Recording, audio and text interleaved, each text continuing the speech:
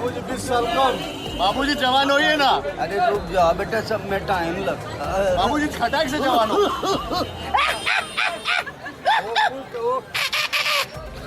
Majority जो कि कश्मीर के मुसलमान हैं उन पर बहुत अत्याचार किए जाते थे और पंडित की मोनोपोली के कारण ही अमीर पंडित और गरीब मुसलमानों के बीच में खाई बढ़ती चली गई।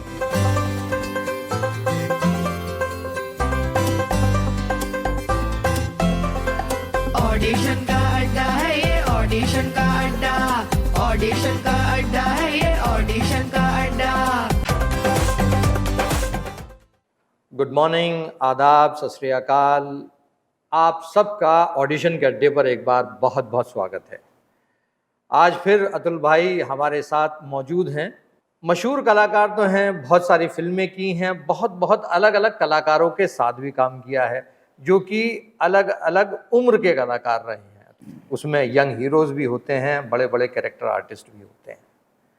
जब आप उनके साथ काम करते हैं तो कभी कभी ऐसे भी कलाकार होते होंगे जिनको शायद आपने कभी कुछ सिखाया भी हो या कभी कभी कोई ट्रेनिंग दी हो।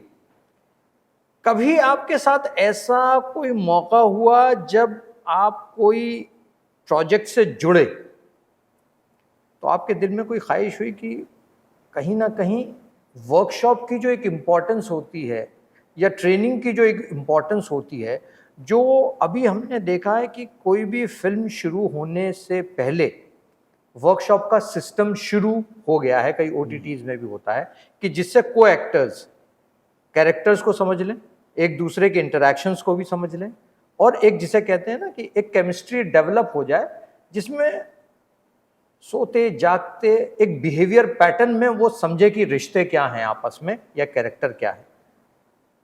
तो क्या आपका कभी उस चीज से वास्ता रहा है या आप प्रोजेक्ट शुरू होने से पहले की वर्कशॉप को क्या समझते हैं? वो ज़रूरी है, लेकिन वो भी डिपेंड करता है कि सब्जेक्ट क्या है। जी, जैसे एक ओटीटी के लिए एक सीरीज था, उसमें चाहता था डायरेक्टर कि सब लोग, सबकी सोच जो है वो एक बोट पे हो सकती है ना, इंक्लूडिंग कैमरामैन, एडिटर, ये वो सब एक तरह से चले। तो इसलिए वो चाहते थे वर्कशॉप हो।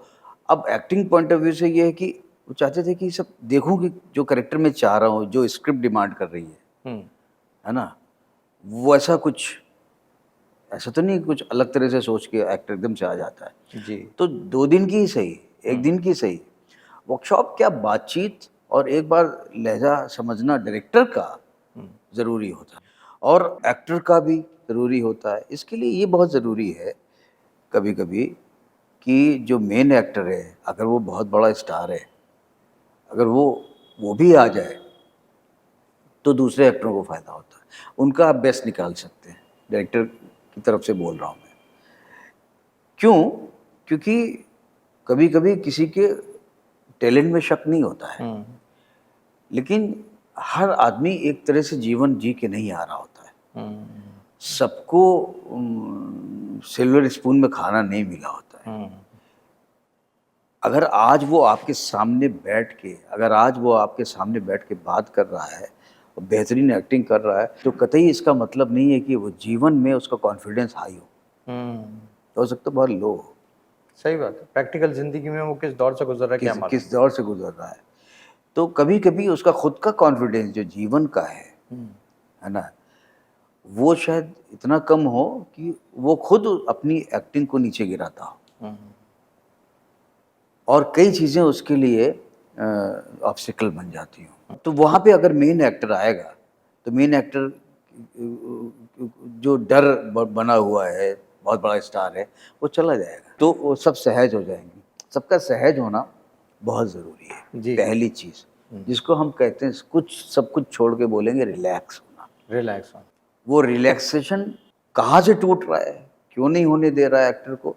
बहुत सारे कारण होते हैं। अक्सर इतना छोटा सा पिन जैसा कारण होता है कि यार ये एक्टर का रिलैक्स हो जाए, अपने आप को अगर हम सोचते हैं मैं यहाँ पे मैं अगर रिलैक्स क्यों नहीं हूँ, रिलैक्स हो जाऊँ तो फाड़ के रख दूँ, ये सीन ऐसा ऐसा कर दूँ, तो वो हो नहीं पा रहा हूँ। मुझे ये चीज़ डिस्ट्रैक्ट कर रही है। इसका मेरे प्रति बदतमीजी देखना डिस्ट्रैक्ट कर रहा है मुझे। इस तरह का टोकना मैं डिस्टर्ब हो रहा हूँ।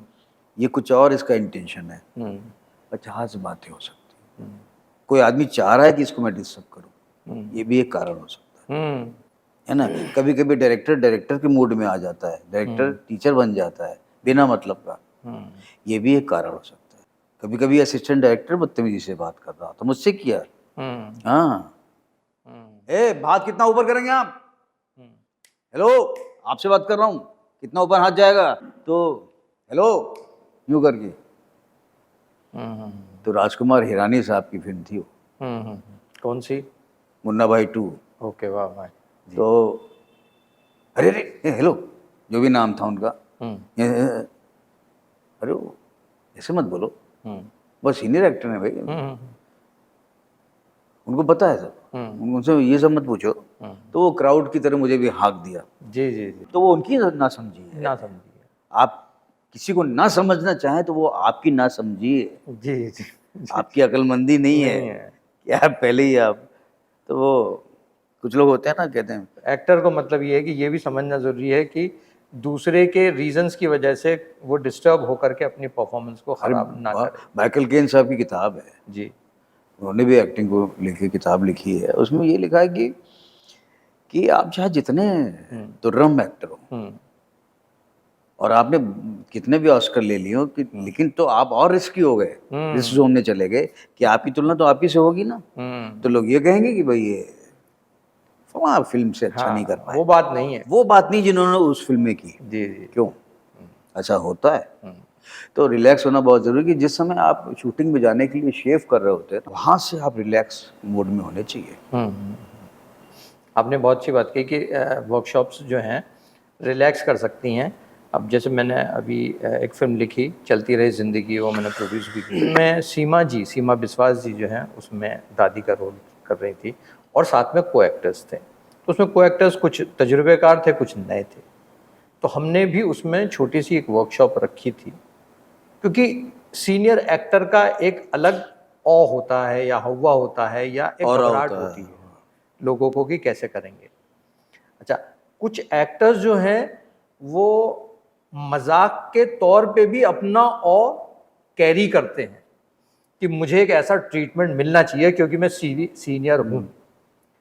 तो कहीं ना कहीं वर्कशॉप जो है उस चीज़ में मदद करती है कि क्योंकि सब अलग अलग बैकग्राउंड से आ रहे हैं, अलग अलग फॉर्मेट ऑफ सिनेमा या टेलीविजन से आ रहे हैं, काम करने का तरीका अलग है, सोच अलग है, पेस ऑफ वर्क भी अलग है कि कुछ लोग जो हैं वो बस सीन पढ़ा डायलॉग बोल दिए, ऐसे माहौल से आ रहे हैं। कुछ ये कि नहीं, मैं सीन के ऊपर कैरेक्टर के ऊपर स्टडी करना चाहता हूँ।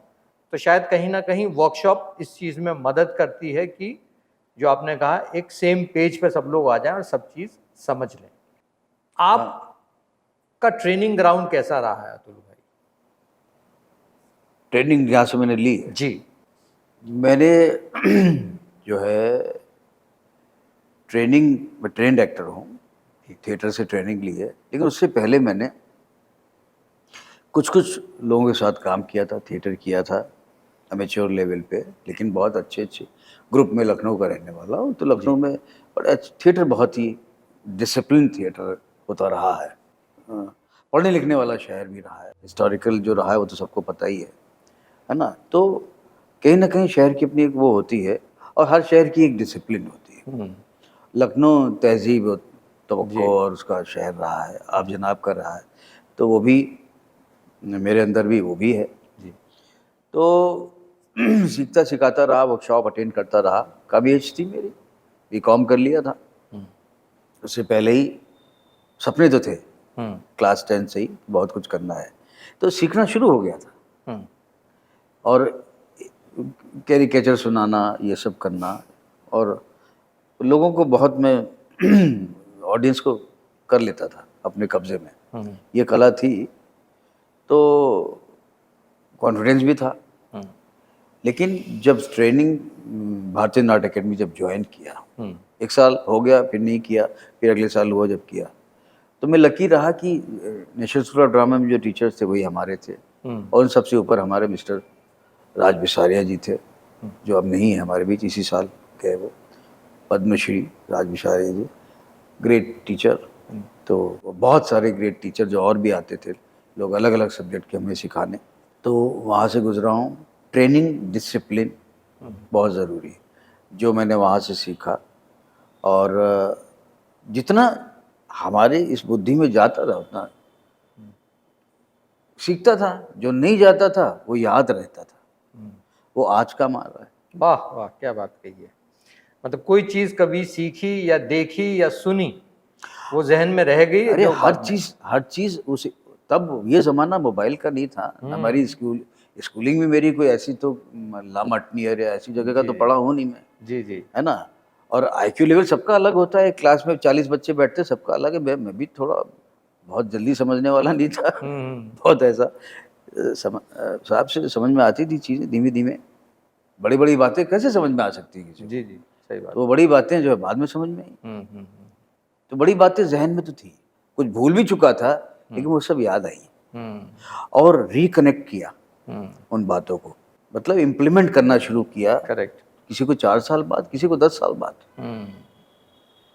तो पन्ने पलटना शुरू करिए तो आपको बचपन में आपकी कभी किसी एक आदमी ने कोई बात कही है वो समझ में आ जाती है, याद आती है यार, वो इम्प्लीमेंट आप कर देते हो, आप बात बन जाती है। जैसे मेरे ड्राइवर ने, मैंने जो पहली गाड़ी खरीदी थी जी यहाँ पे, तो ड्राइवर इलाहाबाद का था, तो बड़ा स्लो मोशन था, है ना। साहेब ऐसा है कि वहाँ से मुड़ जाए। अब हमें जल्दी बोलो, वो मोड़ आ चुका है। ठीक है, तो वो ऐसा स्लो मोशन था। तो उसने एक बात मुझे सिखाई थी जी जो मैंने सीखी थी, उसने सिखाई नहीं थी। ड्राइविंग की बात थी, तो उसको ये डर था कि आप सीख जाओगे तो हमको हटा दोगे। हमने नहीं हटाऊंगा, हमने बहुत रखूंगा मैं ड्राइवर। बोला साहब गाड़ी चलाते समय एक ही चीज का ध्यान रखिएगा। हमें क्या, फास्ट तो सब है चलाते हैं, स्लो चलाइए। वो तो जीवन का फिलॉसफी कह दिया उसने। उसने तो पेशेंस की बात कही। जी जी जी, बिल्कुल सही बात है, फास्ट तो सभी चलाते सभी हैं, चलाते हैं। आप स्लो बन के देखिए ना। करेक्ट। और वो मेरे अक्सर आपने चीजें अपने याद आ जीवन जाती का हैं। मंत्र बना लिया वो उस चीज मन को। जब मैं गुस्सा ज्यादा होता हूँ तब भी मैं वो वाह। गुस्सा चढ़ती है तब भी बना लेता ना, स्लो पेशेंस। उस स्लो को शब्द बदल देता हूँ, है ना, स्पेलिंग्स बदल जाती हैं। Correct. पेशेंस, कूल, वो स्लो है। तो आप किस तरह से लेते हो? कदम जमा जमा करके रखो, हाँ, बेसब्री में, मतलब ऐसा मत करो कि कहीं लड़खड़ाओ, गिर जाओ और फिर संभल ना पाओ। समझ लो पाओ। तो ये सब सीखा। तो मैं बहुत शुक्रगुजार हूँ कि जितनी भी समझ रखता था, जी है ना, उसके हिसाब से मैंने रिसीव करना शुरू किया। और जो कॉन्फिडेंस मेरी ट्रेनिंग लेने से पहले था, जी। वो ज्वाइन करने के बाद ही जो है ना सारा खत्म हो गया। क्योंकि मैं वहाँ पहुँचा कि नहीं यार, मैं तो खामखा के मुगालते में था। वो गलत ट्रेनिंग थी, वो गलत तरह से मैं अपने आप को पेश कर रहा था। तो वो जो ऊपर वाले ने मुझे 0 पे करा दिया, फिर 0 से आके फिर मैंने first, second, third, fourth, fifth ऐसा शुरू किया। तो वो खुद ब खुद हो गया, है ना। अगर ये नहीं होता तो गलत होता। तो गिलास को आज भी खाली रखता हूँ। ये बहुत बड़ी बात कही आपने। इतने जब तजुर्बे के बाद। चाह शरबत पी लो, जब चाह दूध डाल। और खाली रहेगा तो कुछ और भरने की गुंजाइश होगी ना उसमें। तुरंत अगर भर लिया। भरा हुआ ही रहेगा तो फिर कुछ नया कैसे जाएगा। हाँ ना, अरे बड़े बड़े बड़े आते हैं मेरे पास। जी जी जो हमको सिखा के चला था। जी जी। स्टाइल मारा, ये क्या है, ये भरा ही तो है। और सब ठीक है, ये काम का क्या भरे हो? अरे कुछ नहीं तो मेरी उम्र का ही लिहाज कर लो यार। और सब ठीक है। 2 सीरियल में मेन रोल किए, लीड हो गए।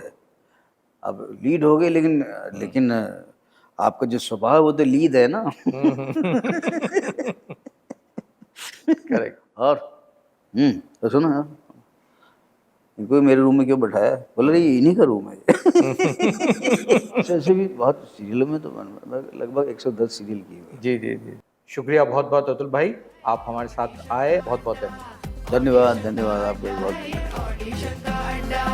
भिन्न भिन्न प्रकार के कलाकारों का डब्बा, भिन्न भिन्न प्रकार के कलाकारों का डब्बा, खोले तकदीरें उनकी जो टैलेंट के अब्बा। ऑडिशन